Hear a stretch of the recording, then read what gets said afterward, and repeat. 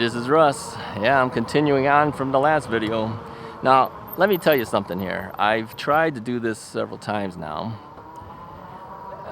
and I've ended up with only one video out of the two because of something that would happen that would force me to not release that second video. The last time I did it, somehow I lost the audio of the second video.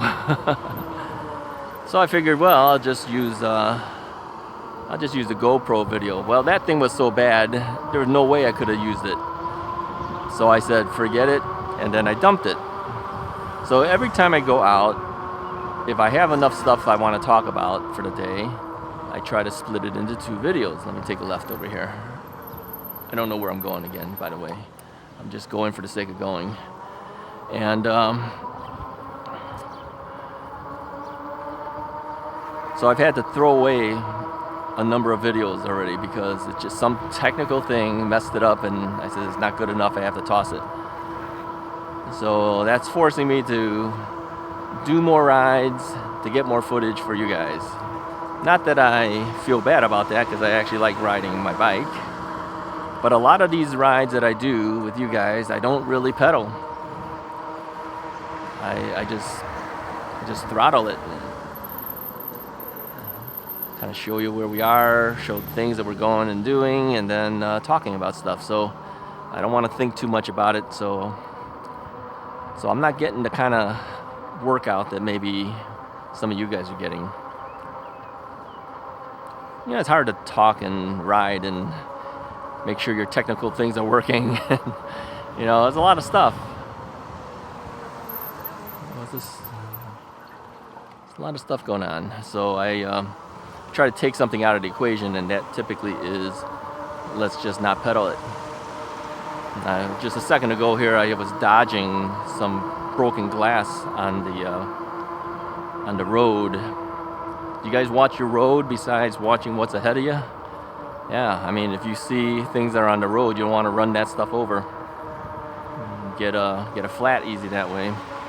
Oh, somebody asked me about flats. Says, have you ever had a flat? Yeah, I had a flat when I was in the garage.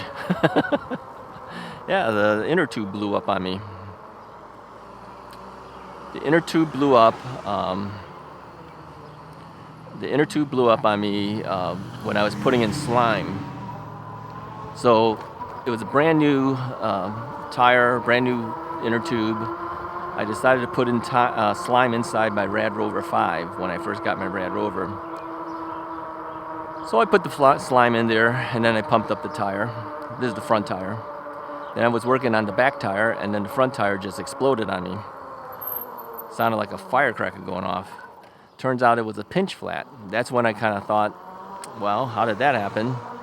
And then I realized that, that tire being flat on the ground like that, with the inner tube on there like that, and then pumping it all up, it was enough to actually have that thing blow out on me.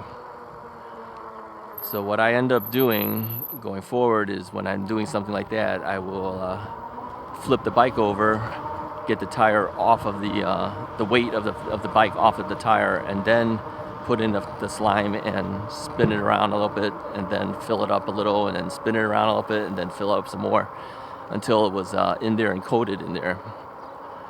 Now, somebody told me not to do that. I don't know the reasoning behind it. So if you watch this video and you know that was your comment, maybe let us know again why you felt it's not good to flip the bike over and fill up the tire. But directly on the tire, the weight of the bike on the tire while that thing was being slimed and everything was enough to make that thing explode. That's the only time I've had some type of flat.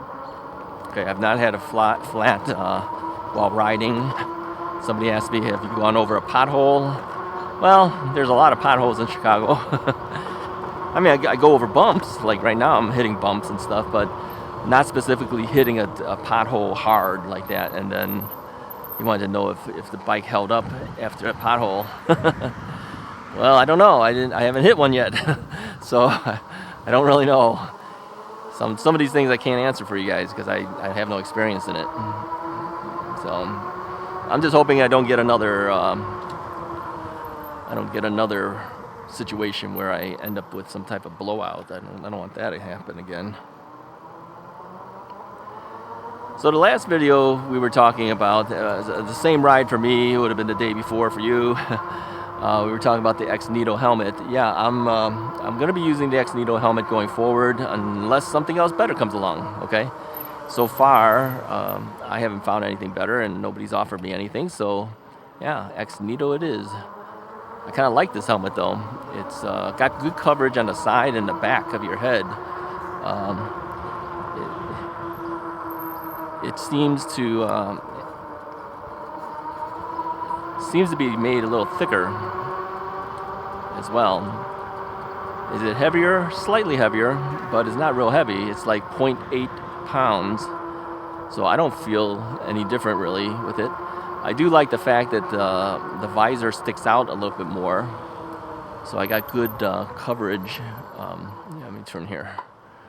I've got good coverage for the sun not being directly in my eyes, and because it sticks out a little bit more, my microphone, which is clipped to my visor, sticks out further away from me, so the little windscreen from the microphone doesn't rub up against my head and always tickling me. You guys remember I was always scratching something because when it was on my burn helmet, it was right up against my forehead, and it kept moving around a little bit, and then it would tickle me, and I'd have to scratch it.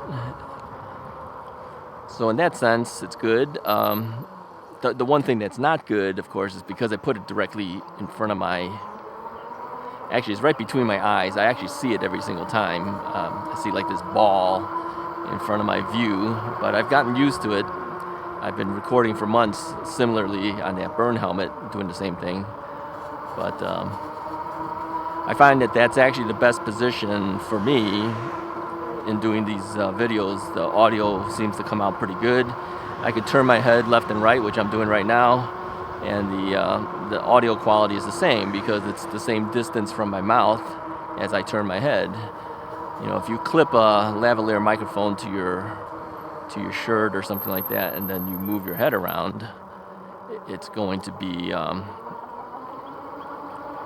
you're gonna have a loss of audio volume level if you do that. So keeping it the same distance from your mouth is kind of critical to keep the audio sounding pretty good.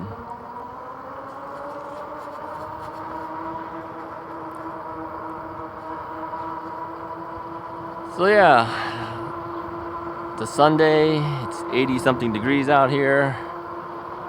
It's how many miles have I done? I've done 12.5 miles on this ride between yesterday's ride and this ride. Same day for me, 2 different days for you.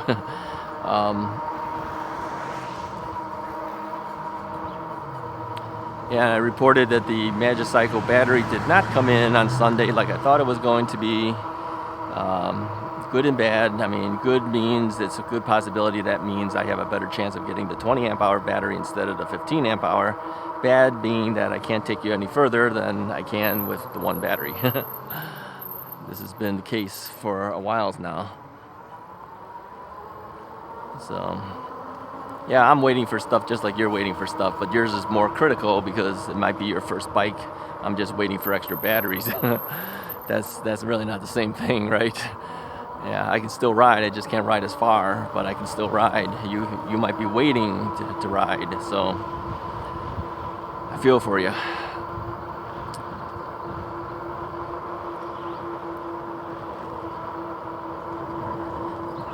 Let's talk about Step Thru bikes and regular non-Step Thru bikes, okay? As I mentioned on a video that got released, Step Thru bikes are becoming more popular now, because it's just easier. It's just easier to do that than it is to step over the bike and swing your leg over. Let's go this way. And I think rigidity-wise, the step over bike is more rigid than the Step Thru. But if you take a look at some of these Step Thru designs, those down tubes are pretty huge. I mean, they got the battery in there too and stuff, but they look pretty strong. I think the way that they build them. But I would say when I was riding the KBO, it was one of the bikes that I reviewed, the KBO Breeze. It was really the first Step Thru bike I actually had a chance to really ride. I kept thinking, I'm a pretty heavy guy. Is this bike gonna hold up? Is it gonna like cave in on me here? No, seemed fine. It held up well for a big heavy guy. I was probably pushing its maximum limits. Not quite, but within maybe the next 20, 30 pounds maybe. I don't know what the thing's maximum weight limit was again, but still I was in the upper ranges of it. Seemed to hold up fine. And that bike was not really built like these bikes. These big fat tire bikes have really big, everything's big on these bikes. This was a more smaller type, I wouldn't say smaller, but more elegantly built frame. Is that a good word for it? I said, is this thing gonna hold up for somebody my weight? It did. So, yeah. If you're thinking step through, step over, what should I buy? If you want the convenience, get the Step Thru. Yeah, get the Step Thrus. Because swinging your leg over sometimes is kind of a pain in the butt to deal with. People are doing barbecues. I can see smoke out of their grill. I can smell it too. I smell those hamburgers burning. Cooking. Did I say burning? Still coughing. Let's get some water.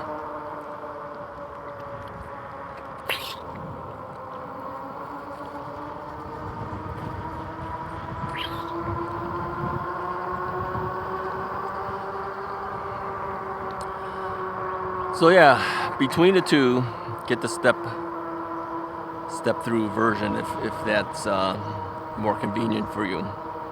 I think for me, the only main reason I would want a step over bike at this point is for that triangle. If I was really planning to put a triangle battery in there, get a really big triangle battery and stick it in there, I need the triangle of it, then step over bike might be the choice. But I think that would be the only real reason I would want a step over bike at this point. The Magicycle Cruiser, mid-step through, mid-step, is that worth doing? Well, I will tell you, it's kind of like a step over bike still. It really is. I don't think you can really step through this bike. You'd have to tilt the bike a little bit to step through it. I wouldn't consider that a true step through. They don't claim it to be either. They call it a mid-step. You know what it's good for? Because it's notched out over here. Let me bend down here. So it's notched down over here. That's good for guys when you hop off. You don't have to worry about it hitting anything.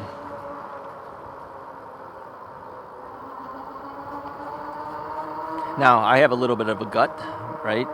So I do kind of hit the top of this thing, but still, where it counts, it doesn't hit anything. All right. So I still kind of see it almost like kind of like a step over, in the sense that you do have to swing your leg over if unless you can lift your leg that high up to actually step through it. I don't think most people want to be that high up lifting their legs, so they have to lean the bike down a little bit and then try to step over it. It's a step through it. That's not, to me, that's not a step through. True step through would be like what KBO had on the KBO Breeze. That's a true step through bike. I didn't have to put any effort to put my leg through there. All right, that's about as low as it gets, because that thing goes way down to where your crank set is. I mean, it's way down there. So yeah, let's turn here.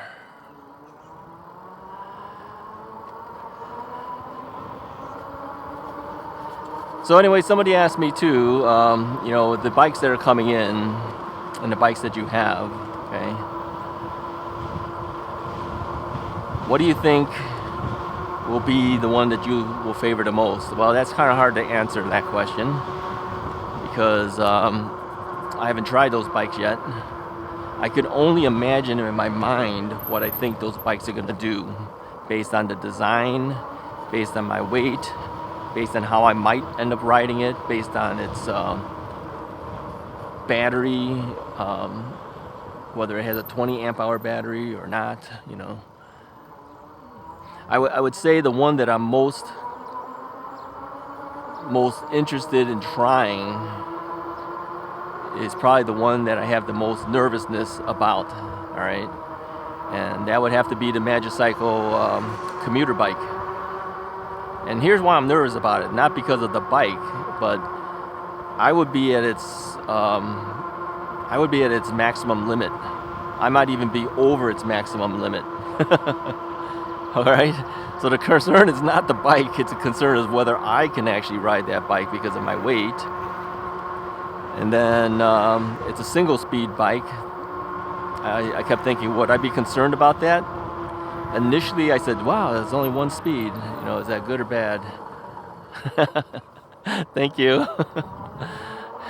We both come to a dead stop there. He had a smile on his face too. It's like, who goes first? Who knows?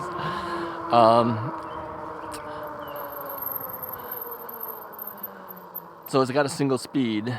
But think about it. How often have you seen me actually mess with the gear shifter? Am I gonna miss having speeds? I may not, really. It's a belt drive. Now that's kind of exciting. I want to see how that works. And it's a smaller motor. It's a 350 watt motor, and it's a smaller amount of battery size in there.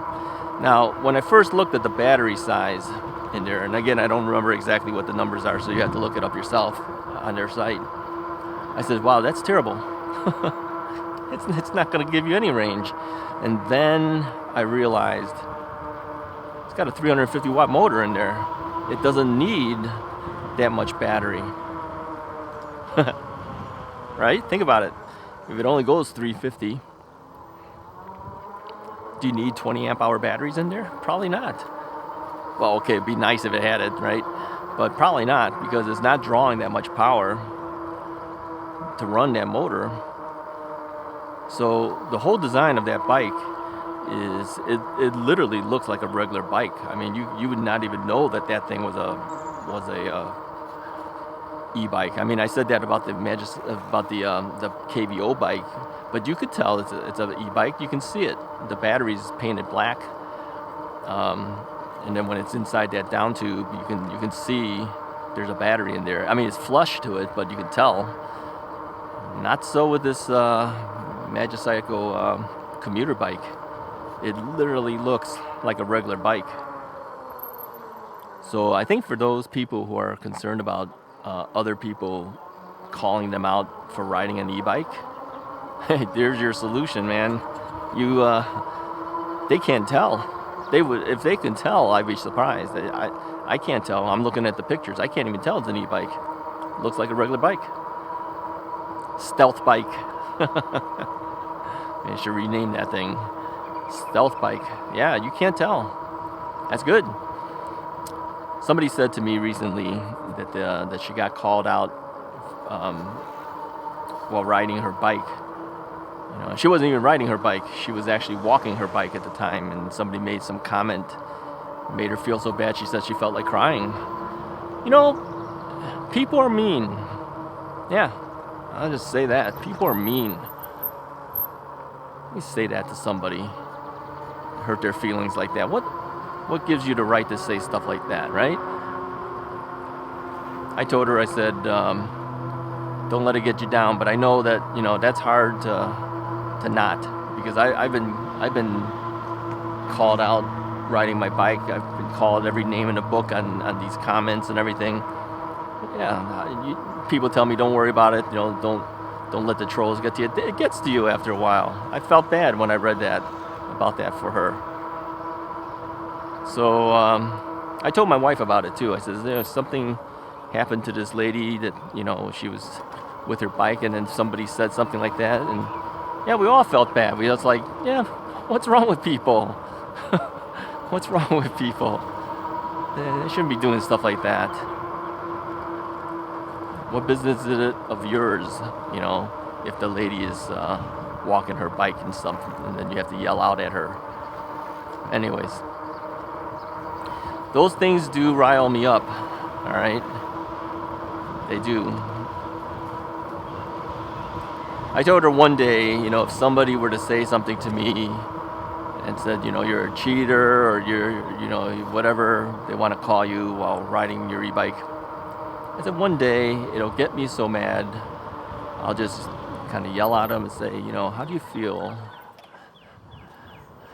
Okay, guys, let me through. How do you feel about, bike shaming somebody who has a handicap? And then I'll show them my knee. I can't ride a regular bike.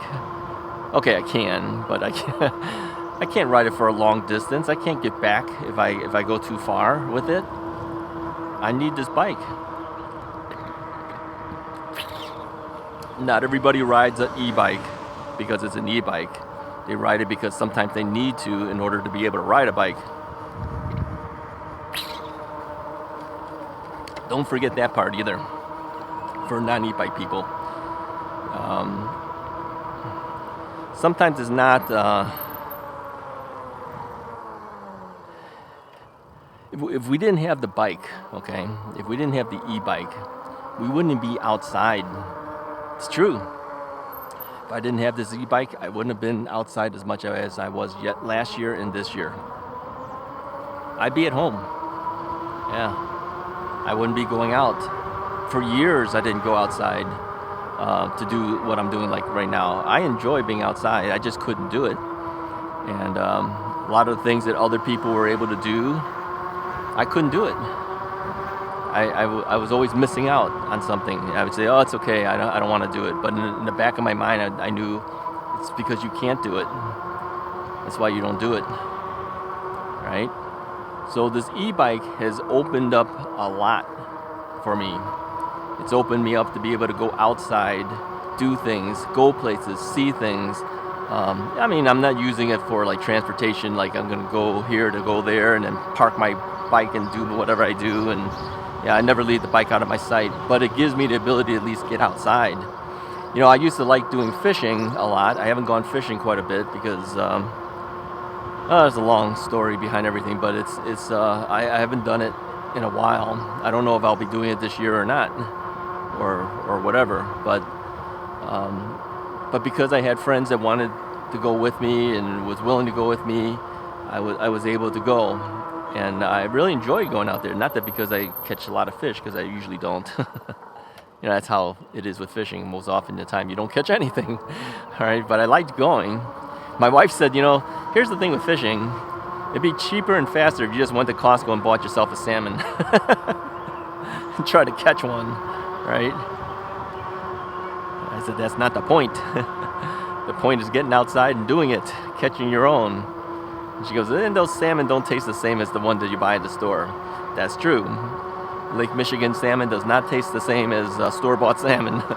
Store-bought salmons are better. But anyways, but it got me outside. I got things to do. I took my mobility scooter. Yeah, I did. I took my mobility scooter to go fishing. I would... drive to wherever we were going to go, and then I'd load up all my stuff on my mobility scooter, and then I would go fishing. Here's an interesting thing for those people who go fishing. You ever try trolling with a mobility scooter? I did it. Yeah, I did. Right up and down the pier. I'd have the fishing rod. I'd cast out there, and then I'd ride the mobility scooter back and forth. It's like trolling with a mobility scooter. Okay, that was just for fun. Doesn't pan out. Okay, it never worked. But can you imagine if it actually worked? That would have been fun. Catch a fish. How'd you catch it? I was trolling on the mobility scooter. How fast does a mobility scooter go? Well, mine's went 4.5 miles an hour at its top speed. They say that's a fast walking pace. Faster than most people would probably walk, actually.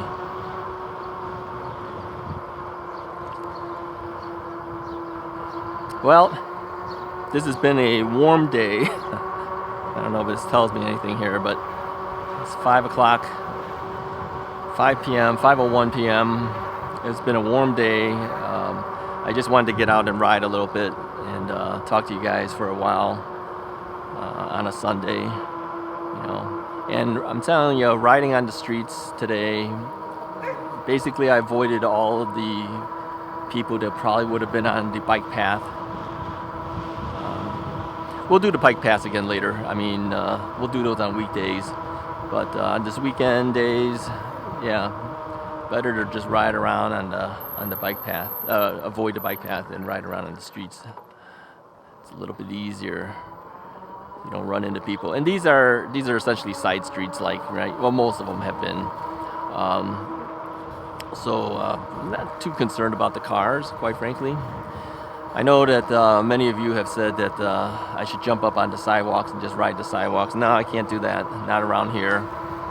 And you know, everyone usually looks at me anyways when I'm riding the bike, because I got this big yellow vest and shirt on now, and a big white bike and big fat tires, and it's got a motor and everything. They're all going to stare at you anyways. You can imagine what they're going to say if I'm riding down their sidewalks and they're on the sidewalk as well. Yeah, I don't need that headache. I'd rather stay on the side of the street. And for those who haven't ridden streets before and are a little nervous about it, I understand it, because I was nervous too when I first started back out riding a bike. I really did not want to be on the streets, and I did ride the sidewalks for a very short time until I realized that I better not do that, because I probably would get in trouble if I did it. And so I started riding on the streets and got used to it, really. But I will say that, you know, these side streets, it's a lot easier. You know, people see you. They're not going 40, 50 miles an hour down these side streets. So they see you. At least in my area here, people tend to be a little more courteous to the bike riders, it seems. You know, they'll usually let me go by first. They usually will wave me on. So I've been pretty lucky. Maybe not the same case in some other areas where you have to compete with cars and stuff. Let's take a left here. So, one last thing, and I'll let you guys go. You might have noticed that I've been doing a lot more stopping. Sometimes I miss a stop, you know. So I'm talking, I don't notice it, and you know, still my force of habit of just going through all the stop signs like that. But I do at least try to do the rolling stop. But I think a lot of this has been helped based on the fact of the hydraulic brakes. Yeah, pulling on it is really easy. It's not a hard pull anymore when I had the mechanical brakes. And the mechanical brakes I had in the Rad Rover were mechanical cables, but I had switched out the brake calipers to the Didnt M1s, which are branded Bolton eBikes. Those are hydraulic calipers, but still use regular brake cables. I will say that since getting the full hydraulic brakes now on these on the Magicycle Cruiser, the braking has been so easy that that I can do the stops. And you know, I think the other times, one of the reasons why I probably didn't stop as much, or maybe lowered the miles per hour to the point where it was a lot more lower than, well, it's now a lot more lower than it was when I had the Rad Rover. Is because the brakes are so much more efficient in braking and stopping you. The other ones, you hit the brake and you're kind of sliding forward until it finally stops. Like I said, on this one, if I hit the brake hard, I'd probably go flying over the handlebars. It stops that hard. So somebody did ask me to talk about brakes and how do I brake. Sorry I talked about this at the end of this video, because maybe a good chunk of people may have already tuned off already and they won't hear this. Maybe I'll say it again on another video, but let me talk about it now since it's fresh in my mind. he said that he always braked with his rear brake first and then his front brake. Yeah, I kind of do the same thing. I had to think about it, and I said, yeah, I kind of do the same thing. I kind of use the rear brake to kind of feather the braking, and then I use the front brake to do the hard braking. If you were just to pull your front brake first before doing your rear brake, you could fly over the front of your handlebar if you stop too hard. Yeah, it's a little too much. I think he said something like he learned it when he's riding motorcycles, that he always, brake your rear brake first before your front. You want to do even braking, I think, but I do tend to brake the rear brake first to kind of feather the slowdown. Oh, sorry. I'm talking about the thing and I pass right through the stop sign. I kind of use the right hand, which is my rear brake, to feather it through, and then I'll use the left hand to stop it. Okay? So at least I mentioned it. All right. I'll talk about it again. If you hear me say it again, it's because it didn't pop in my mind until the end of this video, and I know a lot of people don't watch all of it, so they're gonna miss this thing, and it is kind of important to hear how to properly brake. So bear with me if I say it again. Anyways, I appreciate you guys riding along with me, and if you like the video, go ahead and hit that like button, hit the subscribe button.